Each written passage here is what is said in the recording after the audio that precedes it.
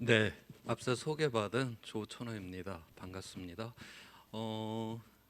이 여러분들하고 기후 위기에 대해서 이렇게 함께 생각할 수 있는 이런 귀한 시간을 갖게 돼서 굉장히 영광스럽게 생각을 합니다. 오늘 제목 주제를 갖다가 이제 기후 위기와 이제 감염병이다라고 이제 그렇게 했는데요. 제가 뭐 감염병에 대해서 잘 아는 사람은 아니에요. 그래도 제가 병원에 와서 이제 이야기를 하기 때문에 이제 감염병에 대한 이야기를 좀 한번 해보려고 하는데, 이 기후 위기의 이 영향에 대한 이러한 이제 글들을 읽다 보면 감염병에 대한 것들이 굉장히 많이 나와요. 그래서 제가 그거를 한번 정리를 해갖고 한번 여러분들과 공유를 하고자 합니다. 지금 맨 앞에 이제 줄무늬 그림이 하나 이렇게 있습니다. 이거는 지난 1850년에서 이제 최근까지 지구 평균 기온이 이제 변화가 되고 있는 모습을 보여주고 있어요. 세로줄 한 줄 한 줄이 그 한 해의 지구 평균 기온입니다. 그래서 파란색이 강하면 강할수록 평년보다 온도가 낮았다라는 걸 의미를 하고요. 빨간색이 강하면 강할수록 평년보다 온도가 높았다라고 하는 거예요. 그래서 이러한 변화라고 하는 여기 안에 바로 이제 위험이 이제 들어 있다라고 하는 겁니다. 오늘 이 위험에 대해서 이제 전 세계적으로 어떻게 생각하고 있는지 한번 살펴보는 그림이 하나 있어요.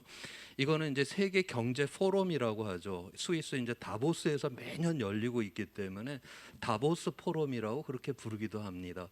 여기에는 세계 이제 정상들이 다 참여를 하고, 그다음에 뭐 대표적인 이제 세계적인 CEO라든가 경제 전문가들이 모여서 한 해 그런 경제에 대한 이러한 전망들을 하는 중요한 그런 회의예요. 여기에서 그런데 꼭 한 해 할 때마다 매해 꼭 해야 되는 게 하고 있는 게 뭐냐면, 앞으로 10년 이내에 발생할 수 있는 위험에 대해 갖고 설문 조사를 합니다. 이른바 이제 전 세계적인 이런 어떤 정책 결정자들을 통해 갖고서 이 위험에 대한 거를 이제 설문 조사를 하는 거예요. 금년에 나온 결과입니다. 이 가로축으로다가 이쪽으로 갈수록 위험의 발생 가능성이 굉장히 크다라고 하는 걸 의미를 하고 있고, 세로축 위쪽으로 갈수록 영향력이 크다라고 하는 거예요. 그 위험으로 인한 그 영향력이. 자, 봤더니 지금 이 발생 가능성도 크고 위험 영향력도 큰 것이 바로 이제 감염병, 기후 대응의 이런 실패로 인한 이런 위험이 발생 가능성도 크고 그 영향력도 무척 크다. 전쟁이 일어나는 것보다도 이쪽이 영향력이 더 크다라고 지금 그렇게 볼 정도입니다. 지금 여기 녹색으로 지금 이렇게 표시되어 있는 것들은 바로 이제 기후하고 환경적인 이러한 요인들을 말하고 있는 거고요. 그다음에 요 빨간색은 감염병을 포함해서 요 빨간색으로 표시된 것들은 바로 이제 사회적인 위험을 의미를 하고 있고, 의외로 우리가 이제 경제적인 여기 굉장히 민감한데, 실제로 금년 같은 경우는 요 하늘색으로 표시된 게 경제와 관련된 위험들인데, 이게 기후 환경, 그다음에 사회, 그 아래에 바로 이제 경제적 위험이 있다라고 이렇게 표현을 하고 있어요. 그런데 불과 5년 전만 해도 전 세계적인 정책 결정자들은 이 경제적 위험이 발생 가능성도 크고 영향력도 크다, 그래서 경제적 위험이 다 여기가 있었습니다. 그런데 5년 만에 세상이, 이 세계적인 정책 결정자들이 이 위험에 대한 인식이 완전히 바뀌어 버렸다라고 하는 겁니다. 자, 그래서 우리가 이 기후 환경적인 요인들, 요즘 뭐 우리나라에서도 작년부터 해서 뭐 경영과 관련돼서 뭐 ESG니 뭐 이런 용어들이 굉장히 많이 나오잖아요. 바로 이제 이 환경이라고 하는 이 요인, 그 다음에 이제 사회적인 이 소사이어티를 보다는 ESG에서는 소셜인데, 아무튼 그 두 가지가 굉장히 이제 중요하다. 다시 말해서 우리가 지구 환경이 무너지는 상황 속에서 우리가 사회라고 하는 공동체가 존재할 수가 없고, 그 다음에 사회가 무너진 상황에서 경제 성장이니 뭐 시장이니 이렇게 아무 의미가 없잖아요. 그래서 근본적인 우리의 삶의 이러한 기반들이 지금 굉장히 위험 속으로 들어가고 있다라고 하는 것을 바로 여기서 이야기를 해주고 있고요. 바로 이러한 관점에서 오늘 저의 이야기를 풀어가고자 합니다. 먼저 우리 인류의 지금 현재 이 문명이라고 하는 것이 도대체 어떠한 이러한 기반 위에서 오늘날의 문명이 이루어졌는가를 한번 먼저 말씀을 드려보도록 하겠습니다. 우리 호모사피엔스, 그러니까 현생 인류가 이 지구상에 이제 등장한 걸 한 20만 년 전이다라고 그렇게 보고 있어요. 그런데 자그마치 그 20만 년 중에 19만 년을 구석기 시대를 보낸단 말이죠. 오늘날 우리가 몇십 년만 지나면 온 세상을 뒤집어 놓는 게 사람인데 어떻게 그 과거에 우리의 조상들은 19만 년 동안 구석기 시대를 벗어나지를 못했는가? 그거를 설명을 해주는 과학의 그런 결과입니다. 여기가 지금 현재이고요. 여기가 지금 10만 년 전이에요. 그래서 이제 북반구를 대표하는 지난 10만 년 동안의 이제 기온 변화를 갖다 이제 보여주고 있는데요. 지금 보시는 바처럼 우리가 이제 그 만 년 전 요때가 우리가 빙기다라고 하는데 이때 보게 되면 기온의 변동이 굉장히 크죠. 그래서 우리가 이거저거 다 계산을 해보게 되면 지금보다 한 10배 정도 재해성의 극단적인 재해성의 날씨가 많았다라고 그렇게 계산이 나와요. 그러면 지금보다 10배 정도의 재해성의 날씨가 많았다. 이건 뭘 의미를 하냐면 우리가 뭐 태풍 같은 게 하나 뭐 호남 평야를 쓸고 지나간다라고 합시다. 그러면 뭐 벼세우기를 해서 한 해 추수가 겨우겨우 가능해요. 근데 태풍이 10개를 쓸고 지나간다? 이러한 상황 속에서는 누구도 농업이라고 하는 걸 하지를 않겠죠. 그렇게 힘들게 했는데 한 해 아무것도 얻을 수 있는 게 없다? 이러한 상황에서는 농업이 불가능한 겁니다. 그래서 이때는 이제 수렵 채집을 하면서 살아가야 하는 바로 이제 구석기 시대를 저 오랜 기간 동안 그렇게 보냈었고요. 2만 년 전부터 해갖고 천문학적인 조건이 변하기 시작을 합니다. 그러면서 이제 기온이 상승을 했고 만 년 전부터 보시는 바처럼 기온이 굉장히 안정적이죠. 다시 말해서 기후가 안정이 된 거예요. 이제는 우리가 나달을 하나 심으면은 올해 이게 100알 정도가 열릴 텐데 설사 내가 태풍을 하나 얻어 만난다 해도 그래도 70알, 60알은 내가 건질 수 있다. 이런 믿음이 있어야지 우리는 나달을 심게 되는 것이거든요. 그래서 오늘날 이러한 농업의 출현이라고 하는 것은 바로 안정적인 기후 조건에서 바로 이제 시작이 되었다라고 하는 겁니다. 그래서 우리가 이 만년이라고 하는 요 전에 요 시간축을 중심으로 해서 과학, 그러니까 지질 시대가 과학에서는 시대 구분을 하게 되는데 만년 전 이 이전을 갖다가 빙기다라고 이렇게 부르고 있고 이 이후는 간빙기라고 하는데 여기서 이제 인류가 살았다라고 하는 그런 지질 시대의 의미로다가 홀로세, 완전히 새로운 시대라고 하는 그런 이름을 갖고 있습니다. 그 다음에 그러면 역사에 있어서는 요 만 년 전, 요 시간축, 요 이전을 갖다가 우리가 구석기다라고 그렇게 부르고 있고 만 년 이후부터 해서 바로 이제 신석기, 청동기, 철기에서 오늘날의 찬란한 문명은 굉장히 이 좁은 시간의 요 범위 안에서 한꺼번에 이렇게 일어났다라고 하는 것을 여기서 이제 보여주고 있는 것입니다. 그래서 다시 말해서 오늘날의 문명은 농업이 가능했던 안정적인 기후 조건에서 바로 오늘날의 문명이 그러한 기반이었다라고 하는 것이죠. 바로 그 기반이 지금 흔들리고 있기 때문에 위험 속으로 들어가고 있다라고 하는 겁니다.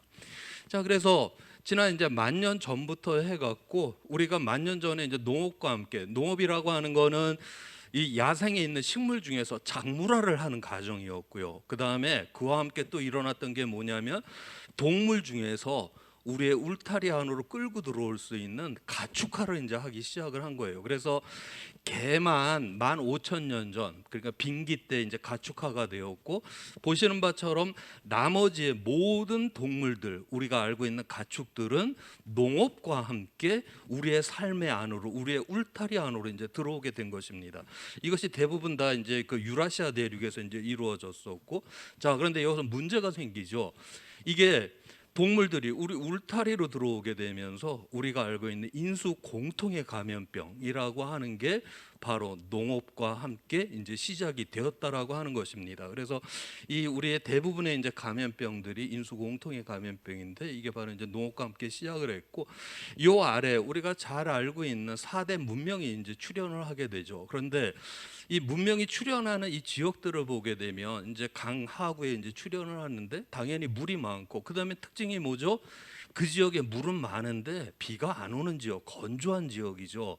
이 당시 문명이 탄생할 때에는 이때는 청동기를 사용하던 시절이에요. 이 청동기는 굉장히 가격이 비쌉니다. 그래서 누구나 사용할 수 있는 게 아닙니다. 그렇기 때문에 이게 건조한 지역, 이 토양이어야지 이게 이제 경작을 하기가 수월했죠. 그래서 이 굉장히 건조한 지역에서 이렇게 이제 시작을 했고요. 그 다음에 이 건조한 지역에서 나중에 이제 철기를 사용을 하게 되면서는 이 인도 같은 경우는 인더스에서 이 겐지스강 쪽으로 이제 내려가게 됩니다. 그 다음에 이 중국에서는 황하에서 이 양쯔강으로 가죠. 이 당시에는 이 겐지스나 양쯔강은 거의 열대 우림이에요. 그러니까 나중에 철기가 보편적으로 누구나 다 사용을 하게 되면서 그때부터 저쪽이 개간이 가능하게 되었던 것입니다. 그다음에 이 문명의 초기에 이 건조 지역에서 왜 이렇게 시작이 되었나? 저 건조 지역에서 문명이라고 하는 거는 사람들이 이제 몰려 사는 거 아니에요. 자, 몰려 살고 이게 습기가 많고 이렇게 되면 감염병이 돌면 엄청나게 잘 돌겠죠. 그래서 이 건조한 지형이라고 하는 곳에서 바로 문명이 시작할 수 있었던 거는 이제 농업, 경작지를 크게 할 수 있었다는 이유, 그 다음에 감염병을 막을 수 있는 이러한 기후 조건이었다라고 하는 게 굉장히 중요했다라고 하는 걸 여기서 이야기를 해주고 있습니다. 자, 앞에서 이제 10,000년 전부터 이 농업이라고 하는 건 굉장히 이제 안정적인 기후 조건이었었다라고 제가 이제 이야기를 그렇게 했는데, 이건 상대적인 개념이고 우리가 빈기 때 비해서 지금 안정적이었다라고 하는 것이지, 우리가 역사책을 보게 되면 뭐 맨날 가뭄이 일어나고 홍수 일어나고 뭐 난리가 나잖아요. 그래서 우리가 지난 10,000년이라고 하는 이 기간 동안에도 이게 이제 그 기후가 길게는 한 뭐 1,000년, 짧게는 수백 년 동안 자연적인 이런 기후 변동이 계속 이렇게 있어 왔습니다. 그 중에서 이 감염병하고 바로 이 기후, 자연적으로 일어났었던 이 기후 변화하고 어떤 관계가 있었는지 그걸 한번 살펴보도록 하겠습니다. 위에 있는 그림은 전 세계 인구를 나타내고 있고요. 서기 200년에서 서기 1700년 동안의 인구예요. 그 전후에 좀 이게 좋은 그림이 있으면은 제가 좀 찾았을 텐데 이거보다 더 좋은 그림을 찾을 수가 없어서 좀 잘라진 그림을 지금 보여드린다, 그렇게 보시면 되고요.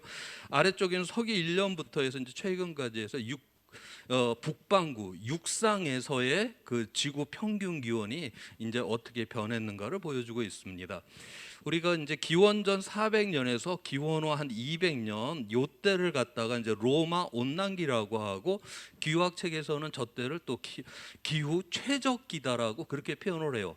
그냥 기후학에서 기후가 최적이다라고 하는 거는 놀러 가기 좋은 날씨라는 게 아니라 농업 생산량이 굉장히 좋았다라는 걸 의미를 합니다. 그래서 기원전 400년에서 기원후 200년 요 기간 동안에 중국에서는 한나라가, 그 다음에 서양에서는 로마가 제국을 만들고 제국이 팽창을 하던 시절이에요. 굉장히 기후 조건이 좋았기 때문에 많은 사람들을 먹여 살릴 수가 있었고 제국이 크게 만들어질 수가 있었죠. 자, 그래서 서기 200년경에는 인구가 2억 5천만까지 이렇게 이제 증가를 한 상황이 되었습니다. 자, 그 다음에 서기 200년이 지나니까 이제 한랭 건조기가 되면서 기후 조건이 엄청나게 안 좋아졌어요. 그래서 식량 생산량이 그냥 뚝 떨어집니다.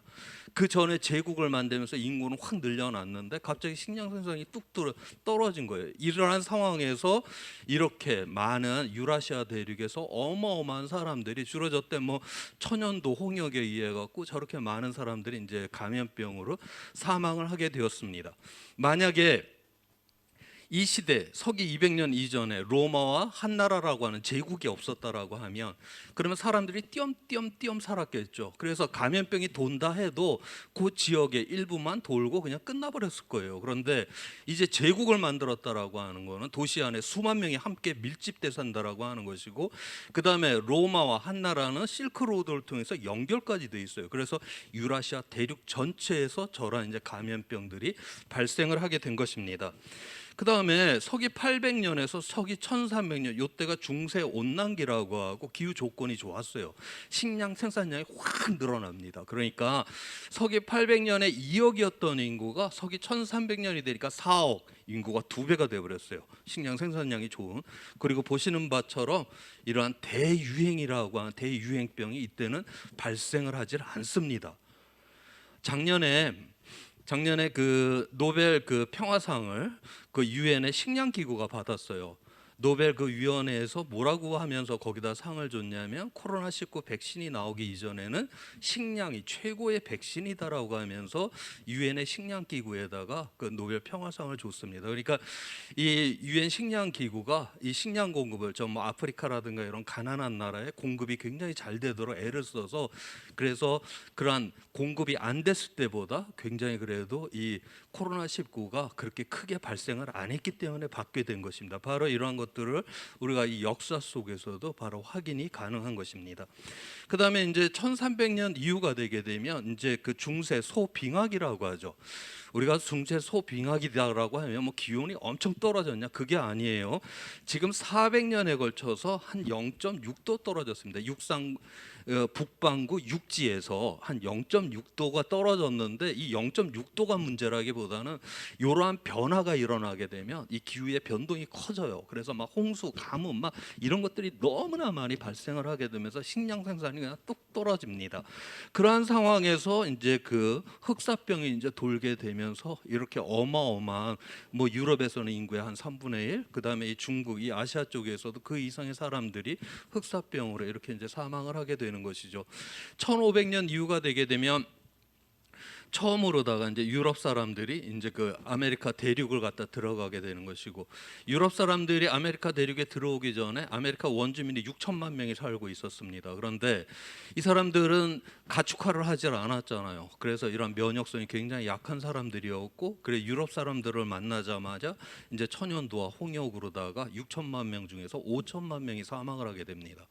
이러한 이제 그 다음에 뭐 겐지스강에서 이제 그 앞바다에서 이제 시작이 됐던 뭐 콜레라가 영국을 통해서 전 세계로 다 퍼지게 되고 뭐 그러면서도 계속적으로다가 이러한 이제 그 감염병의 사망자들이 엄청 나오죠. 1918년에 스페인 독감으로 뭐 적게는 2천만 명, 많게는 뭐 한 4천만 명까지도 사망했다라고 하고요. 그다음에 뭐 1차 대전, 2차 대전 뭐 전쟁으로 또 수천만 명씩 죽어나가고.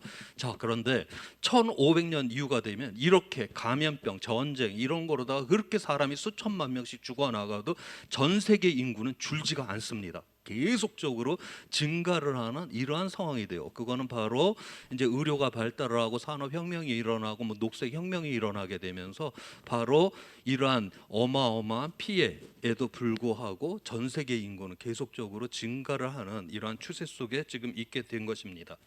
자, 그래서 지금 현재 이제 거대한 가속이 일어나고 있어요. 정말 우리의 문명이라든가 이러한 것들이 거대한 가속으로 지금 성장을 하고 있는데 거기에 대한 이야기를 한번 해보고자 합니다. 이거는 1900년에서 최근까지 해서 생물의 총량, 그러니까 생물의 총량이라고 하는 거는 식물, 동물, 그다음에 뭐 이 지구상에 있는 살아있는 그 뭐 곰팡이니 뭐니 뭐 이런 것들 다 포함시킨 그 무게를 의미를 합니다.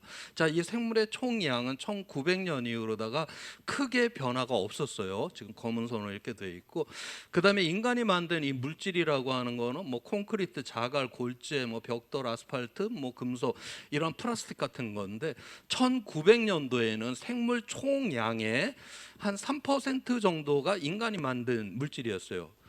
생물 총량에서 한 3%. 그러던 것이 2000년도가 되니까 생물 총량 에 비해 갖고 한 절반 정도가 인간이 만든 이제 그런 물질이었는데 지금 현재는 20년 만에 지금 생물의 총량하고 인간이 만든 물질의 양이 거의 같아져 버렸습니다. 이 20년 동안에 뭐 아시는 바처럼 이제 중국, 인도 이런 제3세계가 엄청나게 경제 성장을 하게 되면서 이렇게 빠르게 인간이 만든 물질이 20년 만에 이제 2배가 돼 버렸다라고 하는 것이죠.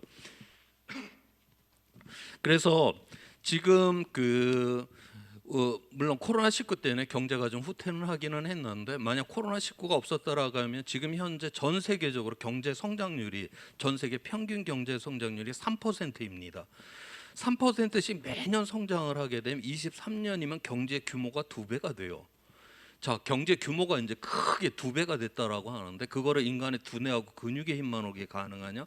택도 없는 소리죠. 우리가 그만큼 더 에너지와 자원을 뽑아 써야 되는 거고 우리가 온실가스 오염먼지를 내뿜어야 되는 거고 쓰레기를 그만큼 더 쌓아둬야지 경제 규모, 이 우리의 문명이라고 하는 게 그렇게 2배 크기가 되는 것입니다. 우리 뭐 생물 실험 시간에 그 배양 접시에다가 미생물을 한 마리 집어넣고 한 마리가 뭐 2마리, 4마리, 뭐 8마리, 16마리, 30마리 막 이렇게 증식하는 지금 인간이 만든 이 물질의 양, 인간의 문명의 이러한 크기가 증가하는 모습하고 거의 동일한 이러한 모습으로다가 이제 미생물이 증식을 하죠. 그 배양 접시에 그 미생물이 절반을 채울 때까지는 시간이 제법 걸려요. 그런데 절반을 딱 채운 다음에 한 번만 더 증식을 하고 나면 그 배양 접시를 꽉 채우고 거기 있는 영양분을 쫙 빨아먹고 그냥 멸절을 해버리잖아요. 지금 현재 이런 상태로 인류가 내달린다라고 하면 이제 이 유한한 지구가 지구는 물질로 되어 있기 때문에 유한합니다. 이게 무한한 것이 아니죠. 유한한 것인데 이제는 더 이상 인간이 만든 세상을 감당하지 못하고 결국 인간의 세상이 바로 문명이 무너지게 될 것이다라고 하는 게 오늘날의 지구 위기의 본질이고, 또한 이러한 것이 바로 기후 위기를 통해서 드러나게 된다라고 하는 겁니다. 자, 이제 앞서서도 뭐 빙기, 간빙기 뭐 그 이전부터 해서 자연적으로다가도 기후 변화라고 하는 거는 굉장히 크게 있었어요. 그러면 이 자연에 의한 이 기후 변화하고 도대체 인간이 오늘날 화석 연료를 태워갖고 온실가스 농도를 늘려갖고 일으키는 기후 변화하고 어떤 차이가 있는지에 대해서 한번 말씀을 드려보도록 하겠습니다. 지금 여기가 현재이고요. 지금 여기가 42만 년 전입니다. 또 과거로 돌아갔어요. 자, 지난 한 100만 년 동안에는 10만 년이라고 하는 주기로다가 한 9만 년에 걸쳐서 기온이 쭉 떨어집니다. 빙기이고, 그다음에 만 년에 걸쳐서 기온이 올라갔다 수천 년 동안 간빙기에 머물다가 다시 또 9만 년 동안 떨어졌다 올라갔다 하는 굉장히 규칙적인 이러한 변동을 해요. 저거는 천문학적인 조건이 변하면서 이제 자연적인 저런 규칙적인 변동이 있었습니다. 그 다음에 기온이 떨어질 때 이산화탄소 농도도 같이 뚝 떨어지고, 기온이 상승할 때 이산화탄소 농도도 이렇게 같이 증가를 해요. 자, 그래서 지금으로부터 마지막 빙기 때, 빙하가 가장 팽창했었을 때, 지금 현재는 육지 면적의 한 10%를 빙하가 덮고 있는데, 요때 가장 빙하가 팽창했던 요때는 한 30% 정도가 빙하를 덮었어요. 그러니까 빙기라고 해서 지구 전체가 빙하로 덮이는 게 아닙니다. 이 빙기 때 뭐 사람 다 살고요, 생태계 다 돌고, 우리나라는 전혀 빙하하고는 관련이 없었던 나라죠. 우리나라 중심으로 보게 되면 빙하는 저 만주저 북쪽까지만 들어왔고, 이 지역은 정상적인 그런 생태계가 유지됐던 지역들입니다. 자, 그래서 빙하가 마지막 빙기 때 가장 이제 팽창했었을 때, 그 당시에 2만 년 전에 이산화탄소 농도가 0.02% 정도를 차지를 하고 있었어요. 자, 그런 다음에 이제 만 년에 걸쳐서 이 이산화탄소 농도가 쭉 증가를 했습니다. 자연적인 변동이었어요. 그래서 0.01%가 늘어서 0.03%가 됐습니다. 요거는 지금 자연에서 굉장히 빠르게 변하는 속도죠. 이게 만 년에 0.01%를 이산화탄소 농도가 증가를 했는데, 사람들은 100년 만에 화석연료를 태워갖고 0.01%를 늘렸어요. 그러니까 자연에서는 만 년에 0.01%, 우리 사람들은 100년에 0.01%. 그러니까 지금 우리는 자연에서 가장 빠른 속도의 이산화탄소 농도 증가보다 100배나 빠르게 지금 이산화탄소 농도를 증가시키고 있는 이러한 상황이 된 것입니다. 자, 그러니까 기온 역시도 2만 년 전에 우리가 빙기, 간빙기를 지구 평균 기온으로 보게 되면 한 4도 정도밖에 차이가 나질 않아요. 지금 그래서 이게 만 년에 걸쳐서 4도가 상승을 했었습니다. 자, 그런데 사람들은 100년에 걸쳐서 지금 1도를 상승을 시켜버린 거예요. 그러니까 자연에서 가장 빠른 속도보다 우리 인간은 한 25배나 빠르게 지금 기온을 상승시키고 있는 것이죠. 그래서 우리가 밖에 보고 있는 저런 생태계들은 이렇게 9만 년 동안 기온이 떨어졌다, 만 년 동안 올라갔다, 뭐 9만 년 동안 이러한 속도에는 대부분이 견뎌낸 생태계예요. 우리 인간도 마찬가지고. 그런데 지금 이렇게 25배나 빠른 이러한 속도에 약한 생명체들이 지금 멸종들이 되어가고 있다라고 하는 겁니다. 그래서 뭐 양서류라든가 뭐 저 산꼭대기 있는 고산 식물들이 마구마구 지금 멸종들이 되고 있는 것들이 바로 이 속도로 이제 쫓아오지 못하고 있기 때문에 그렇습니다. 자, 지금 현재 그래서 우리가 젠가 게임에서 벽돌 빼기 하듯이 이러한 생태계에서 지금 생명들이 하나둘씩 지금 빠져나가고 있는 그런 상황이에요. 지난 5억 4천만 년 동안 5번의 대멸종 사건이 있었는데, 그때 하나 분명한 원칙은 무엇이냐면, 먹이 사슬의 제일 꼭대기를 차지하고 있었던 생명체들은 대멸종에서 완전 멸종입니다. 그러니까 우리가 중세인데 1억 년 전에 그 공룡 중에서 살아서 만날 수 있는 건 하나도 없잖아요.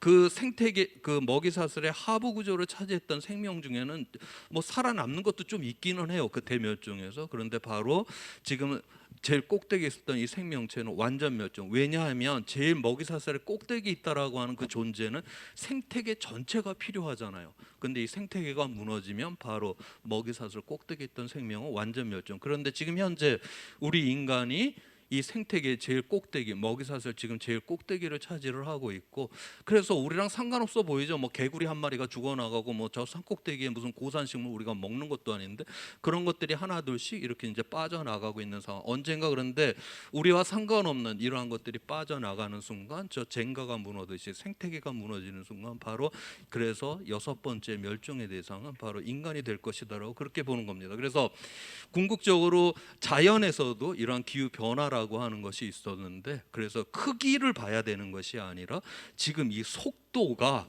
정말 이 지구상에서 이렇게 빠르게 변하는 속도가 없을 정도로 지금 빠르게 사람들이 지금 변화를 시키고 있다라고 하는 것이 바로 또한 이런 기후 변화의 이러한 문제이기도 합니다. 자, 그래서 이제 이 기후 변화로 인해 갖고 이 위험이 어떠한 특징이 있는지를 한번 살펴보도록 하겠습니다.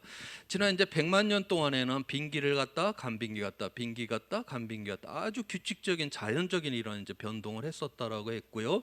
그다음에 홀로세라고 하는 이 시대에서 우리가 농업이 이제 가능한 안정한 기후 조건이었었다라고 이야기를 했었고, 자, 그래서 이게 이제 안정적이었었는데 지금 우리가 산업혁명 이후에 화석연료를 태우게 되면서 이 안정적인 기후 조건에서 이제 벗어나게 되었습니다. 그래갖고 지금 현 상태를 그냥 내달리게 되면 바로 찜통의 계곡에 이제 빠져버리게 된다라고 하는 거예요. 저 찜통의 계곡에 빠지게 되면 문제는 뭐냐? 회복이 불가능하다라고 하는 겁니다. 그러니까 예를 들어 갖고 지금 이제 그 북극 쪽을 가게 되면 거긴 바다로 돼 있어요. 그 위에 이제 빙하가 이제 덮여 있는데 그래서 바다 위에 있는 빙하다에서 해빙이라고 합니다. 지금 햇빛이 들어왔다가 그게 이제 반딱반딱하니까 햇빛이 반사가 돼서 그냥 우주로 반사가 돼 버려요. 근데 지구 가열이 일어나니까 그게 녹습니다. 그럼 시커먼 바다가 드러나요. 자, 이제 햇빛이 들어오게 되면 시커먼 바다에 이 태양 에너지가 흡수가 됩니다. 그래서 기온을 더 높여서 더 많은 해빙을 녹여버리고 그럼 더 큰 이제 바다가 드러나는 것이고 그럼 더 많은 태양 햇빛을 더 받아들이고, 이거는 사람이 온실가스 배출하고 아무 상관없어요. 지구 스스로 기온이 증폭이 되는 겁니다. 그 다음에 이 시베리아, 그 다음에 저 카나다 이런 북쪽에 가게 되면 동토지대라고 하는 게 있어요. 이거는 식물이 수만 년 동안 그냥 꽝꽝 얼어 있는 상황입니다. 식물이 꽝꽝 얼어 있으니까 이건 탄소 성분으로 되어 있거든요. 거기가 지금 지구 가열로 녹고 있어요. 거기서는 메탄이라고 하는 온실가스가 나오는데 이거는 이산화탄소보다 30배나 강력한 온실가스입니다. 메탄이 나왔으니까 기온을 높였으니까 더욱더 많은 동토지대를 녹였으니까 또 메탄이 나오고, 그래서 이것도 자기 증폭적으로 기온을 상승시키죠. 제가 지금 두 가지 예를 들었는데 이거 말고도 지구 스스로가 이 기후를 변화시킬 수 있는 이러한 요인들이 여기저기 쥐레처럼 엄청나게 많이 박혀 있어요. 자, 그런데 바로 우리 인간이 지금 기온을 높인다라고 하는 거는 이러한 쥐레들이 다 터져 버리도록 스스로 방아쇠를 땡겨버리고 있는 그러한 상황이다라고 하는 겁니다. 자, 우리가 이 방아쇠를 이제 땡겨게 돼서 여기에 빠져버리게 된 다음에는 이건 지구 스스로가 증폭을 하잖아요. 그렇기 때문에 여기에 와갖고 뭐 물이 부족하고 식량이 부족하고 너무나 사는 게 괴로워. 야, 이거 안 되겠다. 이제 온실가스 그만 배출해야지. 이런 거 결심해봤자 아무짝에 소용이 없다라고 하는 거예요. 왜냐하면 지구 스스로가 증폭을 하면서 기후 변화가 지금 일어나는 상황이 되어버렸기 때문에 그래요. 우리 인류가 지구상에 등장한 이래 수많은 위험이라는 위험은 다 겪었습니다. 자연재난, 전쟁, 감염병, 최근 들어와서 금융위기까지. 그런데 물론 그러한 상황 속에서 엄청나게 많은 우리가 피해를 보기도 했지만, 그렇지만 다 끝이 났잖아요. 그리고 회복을 했잖아요. 그 다음에 그러한 우리가 위험 속에서 시행착오도 겪기는 했지만은 바로 거기서 또 새로운 세계를, 보다 나은 세계도 또 만들어내기도 했고요. 그래서 지금까지 인류가 경험했던 모든 위험은 회복이 가능한 위험이었는데 바로 이 기후 위기는 실제로 일어나게 되면 회복이 불가능하다라고 하는 이러한 특징을 갖고 있고요. 그 다음에 우리가 이 찜통으로 이제 들어가게 되는 이 문턱 값을 갖다가 바로 2015년 유엔의 파리 기후 협약, 지구 평균 온도가 2도 이상이 올라가게 되면 지구 스스로 이제 증폭되는 그러한 이제 기후 변화로 들어가는 그 임계값이다라고 지금 그렇게 보고 있는 것입니다. 자, 이제 회복이 불가능한 이제 위험이다라고 하는 이런 특징을 갖고 있고요. 또 하나는 이제 통제가 또 불가능하다라고 하는 이런 특징을 갖고 있어요. 이거는 이제 1850년에서 2100년까지 지구 평균 기온이 지금 변화되는 모습을 보여주고 있습니다. 여기 하늘색 동그라미로 되어 있는 거는 1850년에서 이제 최근까지 해서 관측된 값이에요. 그래서 지구 평균 기온이 이렇게 지금 상승하고 있다라고 하는 거고, RCP 2.6은 앞서 이야기를 했던 파리 기후 협약 2도 이내로 안정화시키는 경우에 기온이 2100년까지 이렇게 변화될 것이다. 그다음에 RCP 8.5는 우리가 전혀 기후 위기 대응을 안 하고 그냥 온실가스를 마음껏 배출을 하는 경우에 2100년 정도가 되게 되면 한 4도 내지 5도 정도까지 기온이 상승하게 될 것이다라고 그렇게 보고 있습니다. 그래서 지금 현재는 이제 1도가 상승을 한 상황이에요. 그래서 이 1도라고 하는 거는 우리 이제 체온하고 좀 가장 비슷하다라고 그렇게들 이야기를 해요. 그러니까 체온이 정상보다 한 1도 정도가 높으면 머리가 띵하고 뭔가 컨디션이 좀 안 좋잖아요. 자기 몸의 이상 상태를 감지를 하잖아요. 지금 전 세계적으로 보았을 때는 기후 위기가 일어난 게 아니라 기후 위기를 지금 감지를 하는 그러한 수준이라고 하는 것입니다. 자, 그래서 여기서 이제 1도가 더 상승이 되게 되면 앞서 이야기를 했던 우리가 회복이 불가능한 정말 이제 파국적인 상황에 이제 들어가게 될 것이다라고 보고 있는데, 2018년도에 인천에서 그 정부 간 기후변화 협의체 IPCC라고 하는데, 여기 기후 과학자들이 모여서 이제 회의를 하는데, 야, 이게 2도뿐만이 아니라 이거 1.5도를 넘어도 이게 상당히 그 위험 수준으로 들어갈 가능성이 높다라고 하는 거를 합의를 했어요. 그래서 이제는 0.5도만 더 올라도 이제 위험 상황에 이제 돌입할 확률이 굉장히 높다라고 지금 그러한 것들이 제시가 된 바가 있습니다. 그래서 지금 현재 이제 우리가 기온이 상승된다라고 하는 거는 뭐 폭염 일수가 많아진다, 더워진다, 이 정도는 우리가 뭐 에어컨 밑에 가 있으면 되는 거고 선풍기 있으면 되는 거예요. 지금 그래서 기온이 상승된다라고 하는 거는 바로 이제 더워지냐, 뭐 폭염이 많아지냐 이러한 문제가 아니라 바로 이제 이렇게 되게 되면 가뭄이 들게 되고, 물이 부족하면 가뭄이 들게 되고, 그럼 식량이 부족하게 되고 생물 다양성이 붕괴가 일어나는 것이고, 그다음에 빙하가 녹게 되니까 해안에 건설됐던 이러한 대도시들이 침수를 당하게 되는 것이고, 그다음에 이산화탄소 농도가 이제 많아지게 되면 그만큼 더 바다가 이산화탄소 농도를 흡수를 합니다. 그러면 그게 들어가서 탄산 성분이 돼서 해양을 산성화시키고, 그렇게 되면 해안 생태계가 무너지고 그만큼 더 우리는 바다로부터 먹을 수 있는 식량이 그만큼 줄어든다는 걸 의미를 하는 것이고, 그래서 다시 말해서 평균 기온이 상승된다라고 하는 것은 그만큼 더 우리의 생존의 기반이 무너지게 되는 상황이다라고 하는 걸 의미를 해요. 그래서 대한민국에서 이 기후 위기가 정말 눈앞에 이렇게 일어났다, 이건 어떤 상황을 말하느냐, 마트에 갔더니 먹을 걸 팔지를 않는 거예요. 그리고 이거는 회복이 불가능한 위험이다라고 했잖아요. 그렇기 때문에 그러한 상황이 점점 더 심각한 상황으로 들어간다라고 하는 걸 의미를 하고 있고요. 자, 그렇게 먹을 거를 안 파는 그러한 상황 속에서 뭐 정부가 재난지원금을 아무리 푼다 한들 그거는 아무짝에 소용이 없는 상황이죠. 다시 말해서 통제가 불가능한 위험 속으로 들어간다. 그래서 이 기후 위기는 지금까지 인류가 경험했던 그 모든 위험하고는 전혀 질적으로 다른 문제예요. 회복이 불가능하고 통제가 불가능하다라고 하는 이 위험이 바로 기후 위기다라고 하는 겁니다. 자, 오늘 그래서 그 중에 이제 한 예로다가 이제 이 감염병하고는 이 기후 위기가 어떠한 관련이 있는지를 한번 말씀드려 보고자 합니다. 이 그림은 지난 서기 1년부터 해갖고 2020년도까지 해서 이제 그 대유행병이 이제 발생한 것을 보여주고 있고요. 이 크기가 그로 인해서 사망한 사람의 이제 숫자를 나타내고 있고 원근감으로 표시를 한 겁니다. 실제로다가는 요 중세 요 흑사병 여기에서는 뭐 한 2억 명 가량이 이제 전 세계적으로 사망을 했다. 이게 가장 컸던 사건이고요. 뭐 최근 들어서 뭐 에이즈라든가 그다음에 1918년에 뭐 스페인 독감 이러한 것들이 이제 컸죠. 자, 여기서 이제 보게 되면 한 200년에 한 번 정도씩 이런 대유행병들이 돌았어요. 이 지구상에서. 그러던 게 1800년대에 되니까 100년 동안에 4개가 발생을 합니다. 그 다음에 1900년대에도 또 4개가 또 발생을 했어요. 그런데 지금 2000년대 지금 20년밖에 21년밖에 지금 지나지를 않았는데 이미 5개가 발생을 했습니다. 그 다음에 여기서 보면 뭐 사스, 에볼라, 메르스, 그 다음에 코로나 19까지, 그 다음에 여기 돼지 플루도 뭐 유전자 뭐 검사를 하면 뭐 야생 조류로부터 오지 않았나, 지금 그렇게 이야기를 하는 거니까 보면 대체로다가 지금 일어나고 있는 이러한 대유행병들은 이게 근원이 다 야생으로부터 지금 온다라고 하는 것이죠. 그 다음에 20년 만에 지금 5개나 발생.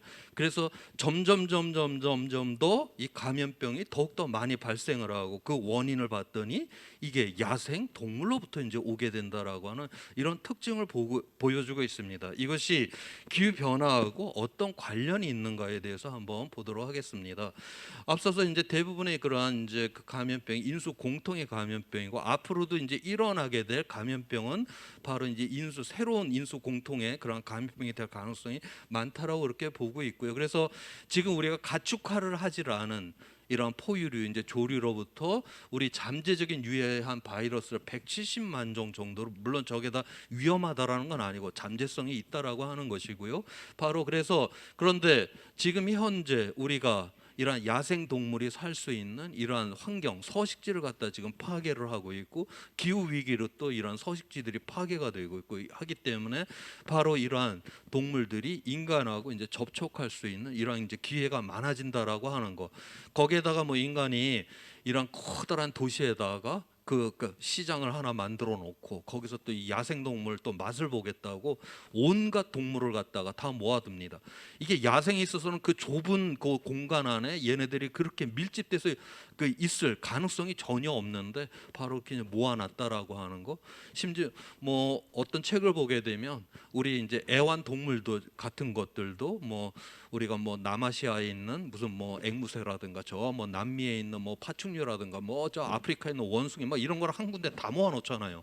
이거는 바이러스가 그 변이를 일으킬 수 있는 어마어마한 실험실을 우리 인간 스스로가 이제 만들어낸다라고 하는 거. 그래서 우리가 환경 파괴, 우리의 또한 그런 삶에 바로 이러한 야생 동물과 접촉할 수 있는 이런 상황을 스스로 많이 만들게 되면서 변이가 일어나서 바로 이제 인간한테 넘어올 수 있는 확률이 이렇게 높아졌다라고 하는 겁니다. 그 다음에 이제 그 곤충이 이 기후에 굉장히 민감해요. 기온이라든가 이런 습도라든가 뭐 강수량에 굉장히 민감한데 작년 여름에도 우리나라 이런 막대벌레 같은 게 뭐 순식간에 그냥 엄청나게 막 이 서울 이 주변으로 해갖고 그렇게 퍼지고 이렇게 해야 되는데 그런데 이 중에서 이제 우리 감염병을 일으키고 있는 이제 모기, 찐드기가 이제 중요한 그런 측면이 되게 되는데 그 이유는 현재 따뜻해지고 있기 때문에 지금 열대 지방 안에서만 일어나고 있는 이러한 풍토병들이 이제 온대 지방까지 이제 진출이 가능하다라고 보고 있고 그 중에서 우리나라 같은 경우 바로 이제 이 흰줄 순모기가 바로 이제 현재 배출량을 그대로 유지를 하게 되면 2050년 정도가 되면 우리나라에도 이제 동면이 가능한 그러한 상황까지 가능하다. 지금 매년 우리 이제 질병을 관리를 하는 여기에서 이제 모기를 채집을 해서 그 종류를 다 조사를 하게 되는데 매년 이 흰줄 순모기가 나옵니다. 여름철에. 그런데 지금 현재는 동면이 불가능해요. 우리나라가 춥기 때문에. 그런데 이제 얘가 동면이 가능하게 되면 바로 이제 열대 지방이나 가야지 걸린다라고 하는 바로 댕기열이 일어날 수 있는 이런 상황까지도 된다라고 하는 것이고 그래서 2050년이면 우리나라도 이제 댕기열의 바로 영역 안에 들어갈 것이더라고 그렇게 보고 있습니다.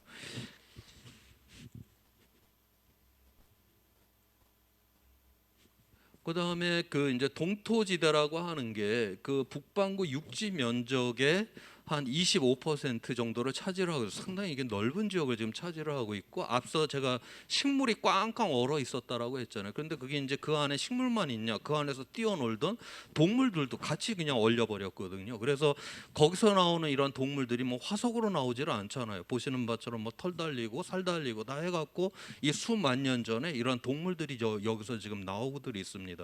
실제 실험실에서 이 분석을 하게 되면 이 바이러스가 살아나요. 지금 없는 지구상에 없는 바이러스들을 살아나게 되는 것이고 그래서 지금 현재 이제 이 지역들이 지금 이제 지구 가열로 이제 녹는 상황이 지금 되고 있기 때문에 여기서 얼마나 더 이제 이러한 이제 동물 사체로부터 바로 이제 이러한 바이러스라든가 병원체가 얼마나 나올 수 있는지 그거는 모르지만 이제 살아날 수 있는 그 가능성이 있다라고 하는 것들은 과학자들이 다 지금 밝혀놓은 지금 상황이거든요.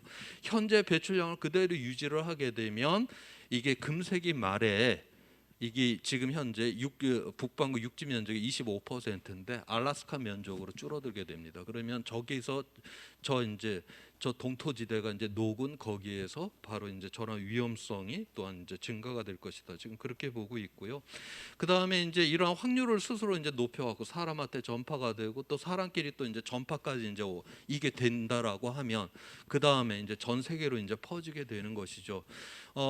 앞서 이야기를 했던 그 중세 때 대흑사병, 그 흑사병 때에는 남유럽, 그러니까 이태리에서 시작을 해서 이게 저기 북유럽, 러시아까지 가는데 5년이 걸렸다라고 그렇게 보고 있고요. 그다음에 1918년 그 스페인 독감 같은 경우 전 세계에 퍼지는데 한 6개월이 걸렸다라고 보는데 지금 코로나19 같은 경우는 이제 한 달 만에 전 세계에 다 퍼져 버렸잖아요. 우리가 78억 명이 지금 살고 있는데 우리가 하루면은 전 세계 어디나 다 갈 수 있잖아요.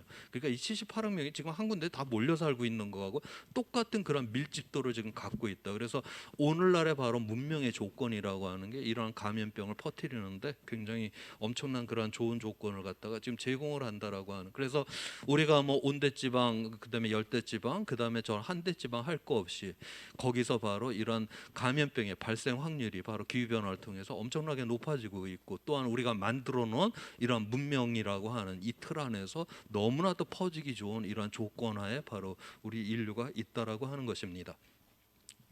자, 그래서 이러한 이제 위험에 대해 갖고 한번 정리를 한번 해보려고 하는데요. 여기 이제 BIS라고 하는, 여러분들 아마 들어보셨을 거예요. 뭐 은행에서 뭐 BIS 비율을 맞춰야 된다 하는데, 저 BIS는 은행의 이름이에요. 세계 결제은행이라고 하는데, 저거는 각국의 중앙은행들, 우리나라 뭐 한국은행, 각국의 중앙은행들의 그런 이제 총체적인 협의체입니다. 그래서 세계 결제은행인데, 작년 1월달에 이러한 녹색 수완, 그러니까 그린 수완이라고 하는 이러한 보고서를 하나 이제 그렇게 이제 발간을 했습니다. 이게 기후 위기 시대에 이제 중앙은행, 그다음에 이게 그런 어떤 역할에 대한 거를 이제 제시를 하는 이런 보고서인데, 1월 달에 요게 나왔고, 이제 코로나19가 마구 도니까 다시 5월 달에 또 이제 그린 수완 2가 나왔는데, 그거는 이제 이 감염병하고 이제 이러한 재정적인 이러한 측면을 다룬 이러한 보고서입니다. 자, 이 보고서에서 이제 위험을 갖다가 이 백조로다가 이렇게 이제 구별을 해놨어요. 그래갖고 어떻게 구별을 했냐? 백조, 화이트 스완이라고 하는 거. 백조는 하얀새야 되잖아요. 이거는 그래서 하얀 백조의 위험이다라고 하는 건 뭐냐면, 우리가 과거의 위험을 통해서 너무나 잘 알고 있는 위험이에요. 예를 들어서 우리나라 같은 경우 봄철에는 가뭄이 잘 들잖아요. 그 다음에 여름철에는 홍수가 잘 나잖아요. 그러니까 물 관리를 하는 사람들은 겨울부터 해갖고 봄철에는 댐이나 저수지에 물을 가두려고 무지무지 애를 쓰게 되죠. 그 다음에 여름이 이제 다 가까이 오면 물을 좀 빼놓습니다. 이제 홍수를 대비를 하기 위해서. 이거는 과거의 위험을 알고 있기 때문에 우리가 앞으로 다가올 위험에 대해서 대비가 가능한 거예요. 그래서 이거는 이제 성실하면 잘 막을 수가 있죠. 이 하얀 백조의 위험은. 자, 그런데 블랙스완, 까만 백조, 세상에 백조는 하얘야 되는데 까만 백조가 있는 거예요. 실제로 그 유럽 사람들이 이제 호주를 처음 들어가 갖고 이게 호수 위에 동동 떠 있는 검은 백조를 그때 처음 발견하게 됩니다. 있을 수 없는 일이 발생을 한 것이죠. 바로 그거를 우리가 이제 블랙스완이다라고 하고 있고요. 이 블랙스완은 책도 나와 있죠. 그 나심 탈레브라고 하는 사람이 이제 그 경제와 관련돼 갖고 2008년도 그 당시 이제 금융 위기를 갖다가 블랙스완의 이제 위험이다라고 이렇게 표현을 했는데, 우리가 뭐 98년도 IMF라든가 2008년도 전 세계적인 이러한 이 금융 위기 같은 경우는 하다가 그냥 느닷없이 우리 눈앞에 이제 그 위기가 이제 등장을 하는 거 아니에요? 바로 이제 그런 위험입니다. 그렇지만 굉장히 충격이 크죠. 느닷없이 우리 앞에 나타난 위험이기 때문에. 그렇지만 이건 역시도 이제 회복이 가능하다라고 하는 것이고요.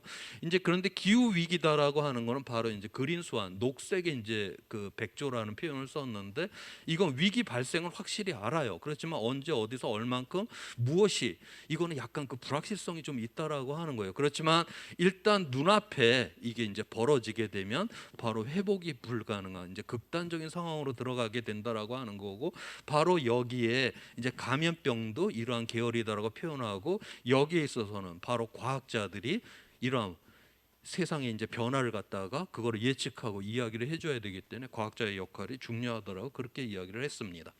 자, 그래서 앞서서 그러면은 우리가 일어나는 거는 확실한데 거기에 이제 불확실성이 있다라고 하는 건 이거 어떤 의미인가에 대해서 한번 살펴보도록 하겠습니다. 지금 이 그림은 북반구 여름철 평균 기온의 빈도 분포, 이제 발생 횟수의 이제 분포를 갖다 보여주는 그림인데, 1980년 이전에 우리가 이제 평균이 가장 많이 발생을 하죠. 그 다음에 이제 평년보다 온도가 굉장히 높거나 평년보다 온도가 굉장히 낮거나 적게 발생해서 우리가 이제 종 모양의 가우시안의 저러한 분포를 갖게 됩니다.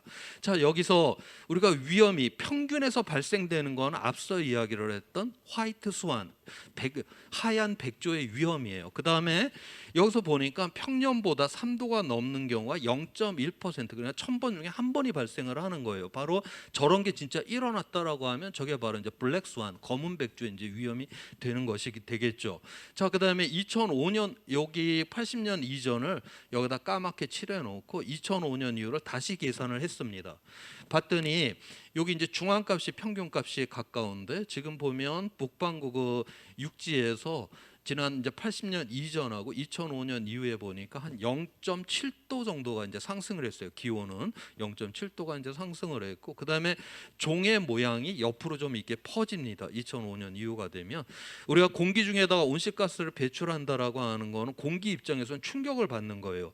진자 운동을 이렇게 하는데 옆에서 충격을 주면 진 폭이 이렇게 커지잖아요. 마찬가지입니다. 그래서 우리가 온실가스를 갖다가 이제 많이 배출을 하게 되면 뭐 강수량의 변화, 기온의 변화, 그 모든 변화의 폭이 이렇게 커져요. 그래서 이렇게 이제 분산이 커지는 이런 이제 모양을 갖게 됩니다. 자, 이러한 상황에서 80년 이전에 평년보다 3도 이상인 경우가 0.1%가 발생을 했는데 2005년 이후가 되면 14.5%, 145배가 돼 버립니다. 지금 우리가 언론에서 매년 100년에 한 번 발생할 날씨다라고 하는 이런 기사를 우리 매년 읽잖아요. 최근 들어와 갖고 정상 상황이라고 하면 그런 기사는 100년에 한 번 읽어야지 정상인 거예요. 근데 우리 그거 지금 매년 읽습니다.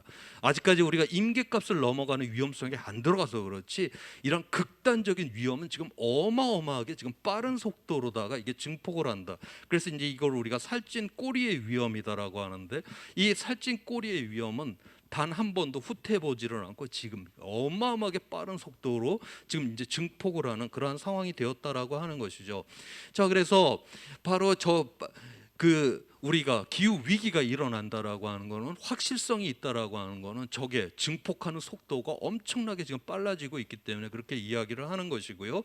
그 다음에 요거는 뭘 나타내냐면 그 IPCC 이제 보고서라고 하는 게 이제 한 5년 내지 한 7년마다 한 번씩 발간이 됩니다. 그 기간 동안에 새로운 과학적인 증거들이 이제 모아져 갖고 그거를 갖고 이제 과학자들이 바로 합의를, 유엔 차원에서 합의를 한 보고서가 이제 나오게 되는데, 2001년도에 3차 보고서가 나왔고 2007년도에 4차 보고서, 2013년도에 5차 보고서가 나왔고 금년 말에 6차 보고서가 이제 나올 예정으로 있습니다. 그렇게 되게 되면 그동안에 이제 모아졌던 새로운 이제 과학적 결과로다가 이런 걸 제시를 하는데, 이게 이제 정식 보고서가 나오기 전에 2018년도 제가 앞서 이야기를 했던 인천 송도에서 이 IPCC 기후 과학자들이 모여갖고 야 1.5도도 이거 위험하기 때문에 이제 회의를 해갖고서 바로 이때 1.5도 이제 위험에 대한 걸 정의를 했어요. 자, 여기서 이제 이 위쪽으로 갈수록 이게 이제 평균 기온의 상승을 나타내고 있는데, 여기 빨간색이 강하면 강할수록 앞서 이야기를 했던 회복이 불가능하고, 그 다음에 이 통제가 불가능하고, 그 다음에 이 기후 위기다라고 하는 거는 이게 점진적으로 이렇게 다가오는 게 아니라 이게 급변적으로다가 우리한테 다가온다라고 그렇게 보고 있어요. 그래서 이제 빨간색이 강할수록 바로 그러한 상황을 나타내고 있는데, 불과 5년 전만 해도 금세기 말에, 그러니까 2100년까지 한 4도 내지 5도 정도가 돼야지 회복이 불가능하고 통제가 불가능한 위험이다라고 그렇게 이야기를 했었는데, 지금 현재 2018년도에 그 송도에서 그 IPCC 회의에서는 이제 1.5도가 넘어도 바로 그러한 위험 속으로 들어간다. 그래서 이 위험이다라고 하는 이게 지금 현재 이게 지금까지 새롭게 이제 우리가 누적되는 과학의 그러한 증거들을 통해서 더욱 더 빨라지고 강해지고 그다음에 명백해지고 있는 이러한 상황 속에 지금 들어가고 있습니다.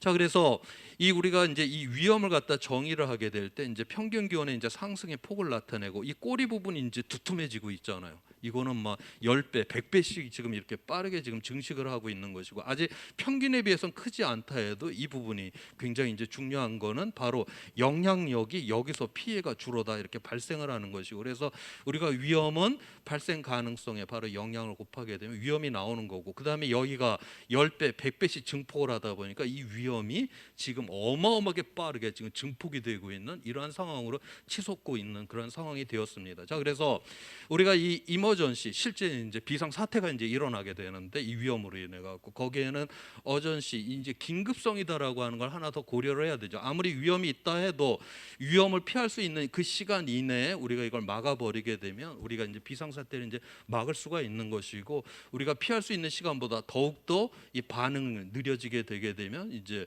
완전히 비상 사태에 이제 들어가게 되는 것이죠. 여기에 대한 이제 대표적인 사례가 바로 이제 앞서 이야기를 했던 1918년에 이제 스페인 독감인데요. 이게 이제 앞서 뭐 한 2천만 명에서 한 4천만 명 정도가 이제 사망을 했다라고 하고, 당시에 조선 총독부 기록을 보게 되면 우리나라에서도 이제 14만 명이 사망을 했을 정도로 엄청난 그런 사태였습니다. 그때 미국의 두 도시의 이야기입니다. 하나가 필라델피아, 하나가 이제 세인트루이즈인데, 지금 필라델피아는 9월 17일 날 첫 환자가 나왔었고, 그런데 전혀 사회적 거리두기를 하지를 않았어요.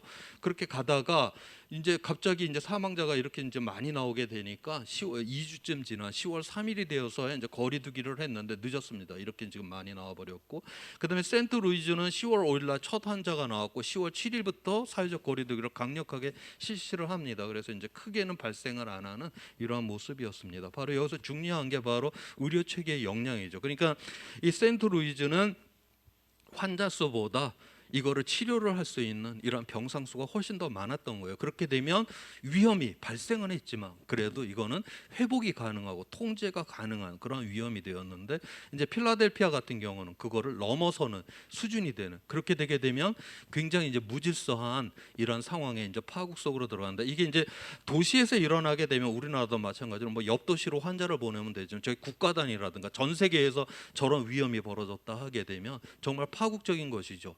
그런 상황에, 그런 무질서한 상황으로 들어간다라고 하는 것을 여기서 이야기를 해주고 있습니다. 자, 그래서 오늘날의 이 기후 이러한 이제 이 우리가 감염병 이제 위기를 이제 대응한다거나, 그 다음에 기후 위기를 대응한다거나 이런 데 있어서 중요한 게 저감하고 적응이에요. 그러니까 저감이라고 하는 거는 근본적인 그 원인을 갖다가 줄여야 되는 것이죠. 그래서 기후 위기를 그런 원인을 줄인다라고 하는 거는 이산화탄소 배출량을 줄여야 되는 거를 의미를 하는 것이고요. 그 다음에 어차피 변화가 일어났어요. 결과로 드러났으면은 바로 그 결과에 대해서 우리가 적응을 해야 되는 거 아니에요. 그래서 이 의료 체계, 이 감염병 역시도 우리가 근본적인 그 원인에 대해서는 저감을 해야 되겠죠. 그래서 뭐 사회적 거리두기를 한다라든가, 우리가 뭐 그러니까 백신을 맞춘다라든가 뭐 이런 거를 통해서 이제 줄여야 하는 것이고, 그 다음에 이미 발생된 이 환자에 대해서는 이러한 의료 체계 역량을 키워갖고 이건 적응이 되는 것이고, 그래서 원인에 대해서는 저감을 시켜야 되는 것이고, 그 결과에 대해서는 우리가 저러한 적응을 통해 갖고, 그 다음에 이러한 체계의 이러한 어떤 확보를 통해 갖고, 이런 능력을 확보를 통해 갖고 우리가 이제 해결을 해야 된다라고 하는 겁니다. 자, 그래서 이제 그 마지막으로다가 오늘날의 이러한 위기, 앞서서 이제 거대한 가속 때문에 우리가 전 세계적인 이런 문명이 커졌고, 그렇지만 그 반면에 바로 이제 기후 위기가 일어나고 환경 위기가 일어나고 또 감염병이 확대가 되고 있는 이러한 상황이에요. 그래서 이러한 어떤 거대한 가속으로 인한 이러한 위험을 우리가 이제 막으려고 하면 우리가 어떤 부분적으로다가 수정하거나 보완이 아니라 바로 이제 근본적인 거대한 우리가 전환, 유엔에서 이제 자주 표현하는 것입니다. 그래서 지금까지 없었던 우리가 새로운 그러한 어떤 세상을 만들어낼 때만이 바로 이 문제는 해결이 가능하다. 그래서 우리가 지금까지는 경제 성장을 위해 갖고 환경도 파괴하고 사회도 파괴하면서 오직 경제 성장에 이제 매진을 해왔었는데 이게 목표였었잖아요. 그런데 앞으로는 지구 환경이라고 하는 이 물질적인 이 조건이라고 하는 이 유한한 조건 하에서 더 이상의 인간의 무한한 욕망이 달성될 수 없다라고 하는 이런 성찰이 필요하다라고 하는 것이고, 그래서 이 지구 환경을 지켜내려고 하면 이제 자원은 순환이 되어야 되고 에너지는 재생이 되는 이런 세상을 만들어야 되고, 사회라고 하는 것은 바로 돌보고 베풀고 나누는 공동체의 본연의 가치를 우리가 만들어내야 되고, 이 경제는 이거를 지원하는 수단, 우리가 지금까지는 경제가 목표였는데 이제 이거를 수단으로 바꿔버리는, 지금까지 살아보지 않았던 완전히 새로운 세상 담대한 전환을 할 때만이 바로 기후위기 대응이 가능하다라고 하는 겁니다. 앞서서 그 1850년에서 이제 최근까지 해서 지구 평균 기온이 이제 변화되어 오는 모습을 보여주고 있고요. 위에 있는 거는 우리가 2도 이내로다가 기온을 안정화시켰을 경우에 이제 변하는 모습이고, 아래는 전혀 기후 위기를 대응하지 않았을 경우에 이제 극단적으로 이제 금세기 말에 4도 내지 5도까지 변하는 이러한 경우입니다. 이 우리가 이 기후 앞으로의 그 기후는 자연이 결정하지를 않죠. 인간이 어떤 세상을 만드냐에 따라서 이제 결정이 된다라고 하는 것이고, 바로 지금 세대가 이 기후 위기를 막지를 않게 되면 금세기 중반이면 이제 2도를 넘는 회복이 불가능하고 통제가 불가능한 바로 그러한 위험 속으로 이제 들어가게 된다. 그래서 지금 세대가 이 기후 위기를 막을 수 있는 바로 마지막 세대가 이제 될 것이다. 그만큼 우리 시대의 그런 책임성이 크다라고 하는 것입니다. 자, 여기까지 해서 제 이야기를 마치도록 하겠습니다. 고맙습니다.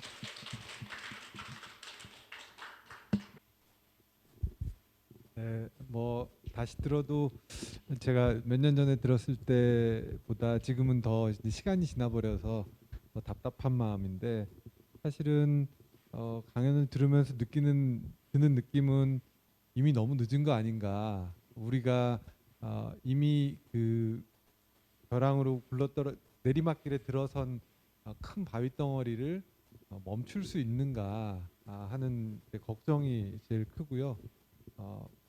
만약에 그렇다면 우리가 이런 개개인이나 이런 그 소규모 기업에서 먼저 해볼 수 있는 것들은 어떤 것들이 있었는지 많은 질문을 받으셨을 것 같고, 실제 행동을 한다면 우리가 어떻게 행동해야 될지 좋은 사례가 있으면 말씀해 주셔도 멈출 수 있는 가능성이 얼마나 될지 그건 질문이.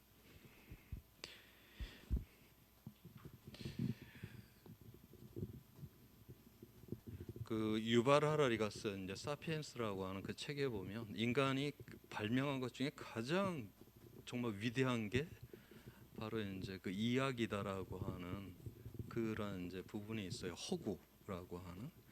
그러니까 우리가 돈이라고 하는 거 물질적으로 보면 종이 쪼가리잖아요. 그런데 그게 왜 우리의 삶을 지배를 해요? 거긴 이야기가 그 종이 쪼가리 안에 하나 들어있죠. 얘는 교환 가치가 있다라고 하는 거. 그 다음에 또 하나가 또 뭐가 들어있죠? 우리가 다 믿었잖아요. 그 이야기를 갖다가. 그러는 순간 그 돈은 바로 종이 쪼가리가 아니라 바로 우리의 삶을 그냥 지배를 해버립니다. 그래서 바로 우리가 어떠한 새로운 세상에 대한 이야기를 하게 되는 것이고, 우리가 거기에 대해서 모두가 공감을 하게 된다라고 하면 저는 그거는 어마어마하게 빠른 속도로다가 우리는 그렇게 변화를 일으킬 수가 있다. 그거는 뭐 역사적인 이러한 사례를 통해서도 우리가 굉장히 많은 것들을 또 그렇게 알 수가 있는 것이고요. 그 다음에 이러한 어떤 뭐 개별 단위에서 이제 무엇을 하느냐, 저는 여기에 대해서는 조금 회의적인 그런 측면을 갖고 있어요. 아니 그것이 굉장히 중요한 것이에요. 출발은 우리가 다소 불편하고 다소 비용이 들고 그렇다 해도 우리의 공동체를 위해서 이제 스스로 이제 무언가를 줄여내고 이제 아끼고 하는 이런 것들은 굉장히 이제 중요한 측면이 있는데, 바로 그렇게만 해갖고서는 바로 그냥 뭐 좋은 사람, 그다음에 좋은 나의 뭐 기관 뭐 이 정도는 될 수가 있을런지는 몰라도 기후 위기는 좀 막기는 어렵다라는 저는 그런 생각을 갖고 있어요. 지금 이제 제가 기억이 조금 이제 이렇게 왔다 갔다 해서 그러는데, 코펜하겐인가 암스테르담 뭐 그러한 도시들은 대체로 가게 되면 자전거를 타는 비율이 50%가 넘잖아요. 이런 사람들한테 가갖고 이제 그 설문조사를 이렇게 하면은 당신은 왜 자전거를 타고 다닙니까? 이 사람들이 뭐 나는 기후 위기를 막기 위해서 뭐 환경을 나는 뭐 보호해야 되니까 이런 소리들 안 해요. 그냥 자전거 타는 게, 도시에서 자전거 타는 게 이게 훨씬 더 빠르고 편리하니까 도시 자체를 자전거가 그렇게 잘 달리도록 만들어 놨어요. 그래서 그렇게 잘 달리도록 만들어 놨으니까 우리가 자전거 도로가 완벽하면 천천히 몰아도 1시간이면 뭐 10km, 15km를 갑니다. 그래서 우리가 도시에서 자전거로 충분히 생활이 가능하거든요. 우리나라 사람들이 유럽 이런 데 좋은 도시 한번 갔다 오고 난 다음에 거기는 갔더니 시내 중심부에 차가 사람을 피해 다니는데 우리나라에서는 뭐 사람이 차를 피해 다닌다. 우리나라는 법이 사람이 차를 피해 다니도록 그런 공간의 구조와 이런 모든 시스템을 그렇게 만들어 놨기 때문에 우리는 그렇게 사는 거예요. 우리가 이거 바꿔버려야 되겠다? 그러면 우리가 이러한 법을 만들어내고 이러한 법들을 집행해낼 수 있는 이러한 선출직 공무원들을 뽑아내 갖고 이건 하게 되면, 그래서 저는 궁극적으로 이러한 문제는 이 세상에 변화가 일어나고, 물론 각 개인들이야 뭐 개인과 윤리와 이거를 통해서 그러한 문제를 해결하려고 하는 이런 선한 마음들을 가져야 되는 것이지만은 궁극적으로 그것으로 다 세상은 변하지는 않는다. 바로 이러한 개인의 선한 마음들이 바로 윤리적인 증폭기를 통해 갖고 합의가 된다. 이게 바로 우리가, 물론 문제는 많지만 그래도 이건 정치를 통해서 어떤 법을 만들어내고 바로 이것을 집행해낼 때 우리는 바로 이러한 새로운 세상에서, 좀 더 나은 세상에서 바로 기후 위기가 대응이 가능하다. 그래서 독일의 그 사회학자죠, 울리 백이라고 하는 이분이 이제 위험 사회라고 하는 책을 썼는데, 거기 보면은 이 기후 위기 같은 이런 위험을 갖다가 바로 해방적 파국이다라고 하는 이런 표현을 썼어요. 왜냐하면 우리가 기후 위기가 없었다라고 하면 우리가 이렇게 과잉되게 막 살아가는 이런 삶의 조건들, 이런 삶의 모습도 이게 그냥 뭐 사람 사는 게 뭐 이런 거지 하면서 다 그렇게 이제 살아갔을 텐데, 우리가 기후 위기 앞에서 이게 보니까 물질적으로 이렇게 가다가 뭐 지구가 무너지는데 이런 한계에 봉착을 하게 되면서 우리의 삶을, 우리의 공동체를 다시 한번 성찰을 하게 하잖아요. 그러면서 새로운 세상에 대한 이런 꿈을 꾸게 한다라고 하는 그런 측면에서 해방적 파국이라고 하는 그런 표현을 썼습니다. 그래서 저는 바로 이 기후 위기가 바로 보다 나은 그런 세상을 향해 가는 중요한 그런 어떤 기반이 되질까 하는, 저는 그런 희망을 갖고 이야기를 하는 사람입니다. 네.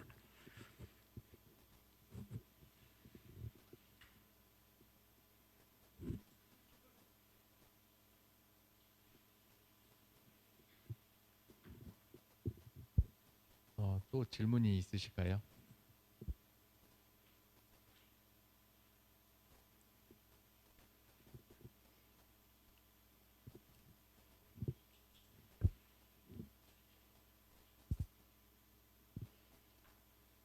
시간은 넘었는데.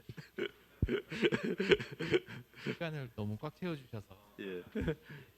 그럼 오늘 강연을 모두 마치도록 하겠습니다. 네. 오늘 시간 꽉 채워서 강연해 주신 조천호 교수님께 큰 박수 부탁드립니다. 네, 고맙습니다.